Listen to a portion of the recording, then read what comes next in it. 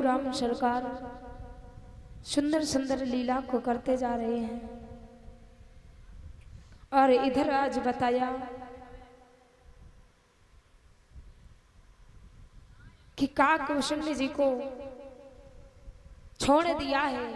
तभी से आज भी संत जन कहते हैं कि ये जो कागा होते हैं ना, ये एक आंख का काना होता है महाराज। अब पता नहीं उसका परीक्षण किया जाए, एक तरफ से देख के पकड़ के तब, लेकिन देखा है कुछ लोगों ने, इसीलिए कहा है कि वो आज भी कागा एक आंख से काना होता है। क्योंकि जो भगवान को बुरी नजर से देखता है ना, भगवान उसे काना बना देते हैं। इसलिए भगवान को कभी बुरी नजर से मत देखना। आज वो पुनः आनंद से प्रसन्न होकर के प्रभु राम की जय जयकार करते हुए वापस चला जाता है। ऐसे ही नाना प्रकार से कथा को श्रवण कराते हुए आगे को बढ़ते हैं। आज लक्ष्मण ने पूछा, भैया इतना दुष्ट पापी भी आया तुम्हारे पास, तुमने उसे छोड़ दिया, उसे जाने दिया, उसे मारा क्यों नहीं? तो राम कहते हैं, लखन शरणागत को मारना नहीं चाहिए, वो शरण में आ गया था मेरी। अगर मेरी शरण में ना आता तो हम उसे मार देते, लेकिन मेरे चरणों में आ गया, माफी मांग रहा था। प्रभु कहते हैं, सन्मुख होई जीव मोहि जबहि, जन्म कोटि अघनासं तबहि। जब कोई जीव मेरे सन्मुख होता है तो हम उसके जन्मों जन्मों के पापों को नष्ट कर देते हैं। और इतना ही नहीं, हरि को भजई सो हरि को होई, जाति पाति पूछे नहीं कोई। लक्ष्मण ने कहा, वो कागा उसको तुमने छोड़ दिया, ऐसा अधम जाति का। बोले वो नहीं, उसके मुंह में भगवान ईश्वर का नाम था और मेरी शरण में था, और जो हरि को भजने लगे फिर वो हरि का हो जाता है, फिर उसकी जाति पाति नहीं, फिर केवल एक भक्त की जाति बन जाती है। हरि को भजई सो हरि को होई, जाति पाति पूछे नहीं कोई। लखन फिर तो केवल हम भक्त की जाति को स्वीकार करते हैं और कोई जाति हमें स्वीकार नहीं होती है। आज बड़े भाव के साथ में कहने लगे कि जो भाव के साथ कह दे, जो इस प्रकार कह देता है, अक्रदेव प्रपन्नाय तवास्मिति जयाचते, अभयं सर्वं भूतेभ्यो ददाभये तद्व्रतं मम। यह मेरा व्रत है, जो विश्वास के साथ एक बार मेरी शरण में आकर और कह दे कि प्रभु मैं तेरा हूं और तू मेरा है, तो समझो वो जीवन भर के लिए मेरा हो जाता है। उसे यही हमेशा कहना चाहिए कि प्रभु तेरे सिवा और मेरा कोई नहीं है। इसीलिए तो संत जन और भक्त जन हमेशा प्रभु का चिंतन किया करते हैं। भगवान कहते हैं, लक्ष्मण जो जान ही सोई देहु जनाई,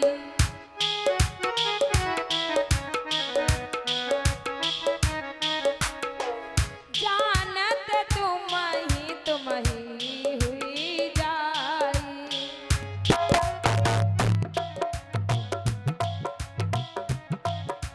सो जान ही जहि देहु जनाई, जानत तुम ही हुई जाई।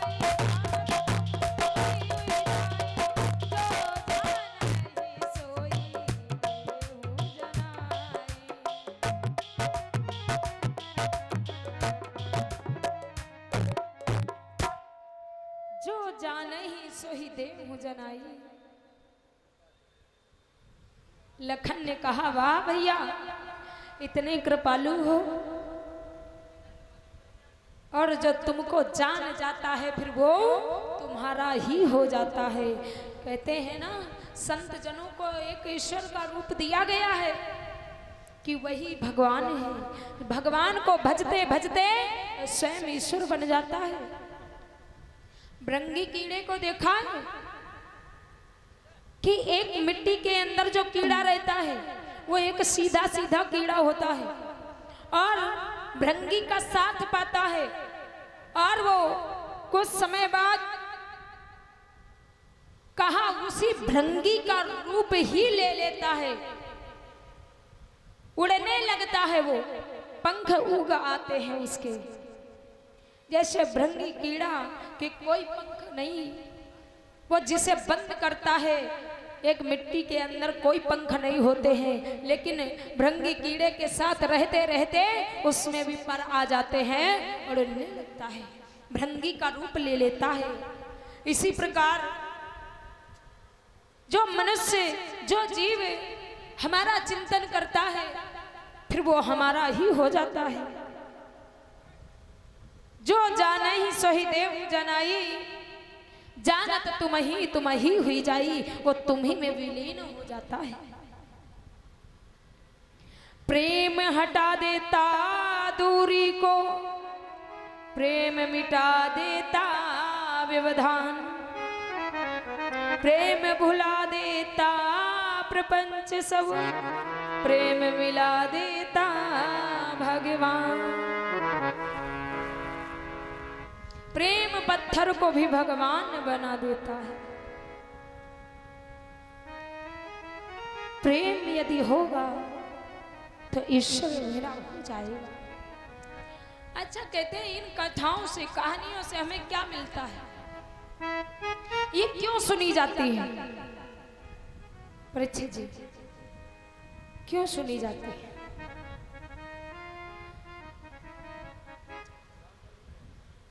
परीक्षित जी सोच रहे होंगे तुम्हें इतने दिन कथा कहते कहते होगा भाई तो ये ज्ञान नहीं होगा, है ना महाराज? लेकिन शायद आपके इतना नहीं ज्ञान है, क्योंकि आपको शायद अनुभव का ज्ञान होगा, वो अनुभव अभी मेरे अंदर नहीं होगा उम्र के हिसाब से। अभी जितना आप घूमे हो शायद हम नहीं घूमे, और घूमने से अनुभव ज्यादा बढ़ता है। तो बताया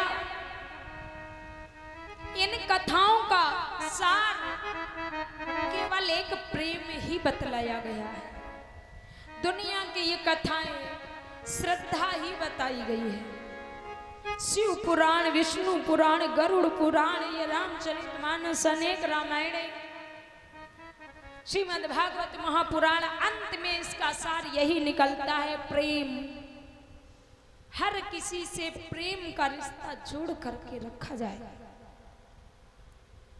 ऊंची आवाज में बात ना किया। जब ऊंचा बनना है ना तो नीचा बन करके जियो, और जब नीचा बन के जियोगे तो ऊंचे एक दिन अवश्य हो जाओगे।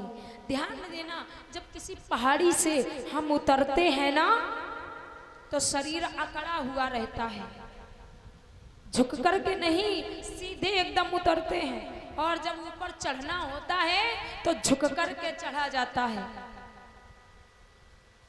यदि झुकोगे नहीं तो पहाड़ी पर चढ़ नहीं पाओगे। और कभी पहाड़ी पर चढ़ने का नंबर आए तो इस बात को ध्यान देना कि हम अकड़ के चढ़ रहे हैं या झुक कर, क्योंकि कहते हैं जब झुक कर चढ़ेंगे तो ही चढ़ पाएंगे। आगे बढ़ना है तो झुक कर के रहना पड़ेगा, तभी आगे बढ़ पाएंगे।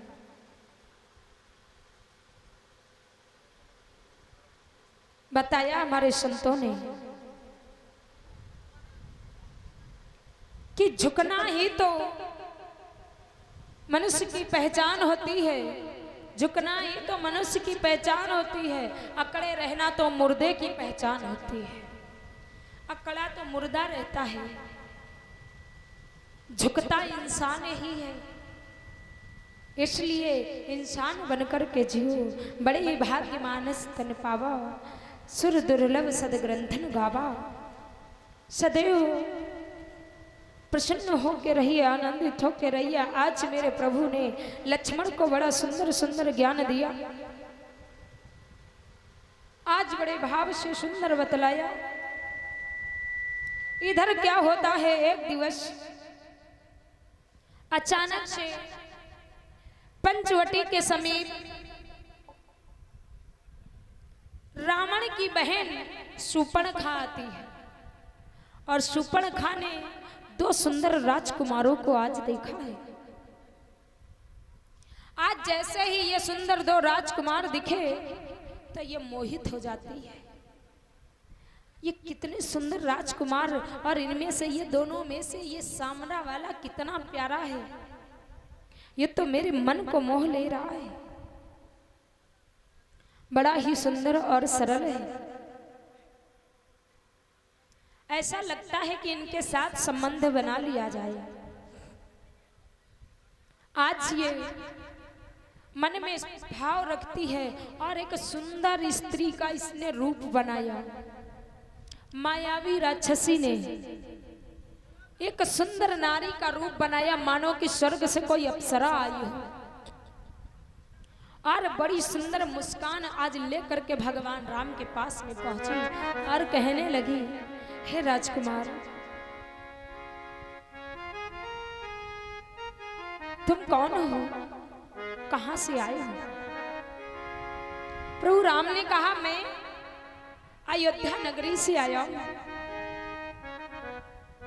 मेरे पिता अयोध्या के राजा महाराज दशरथ हैं।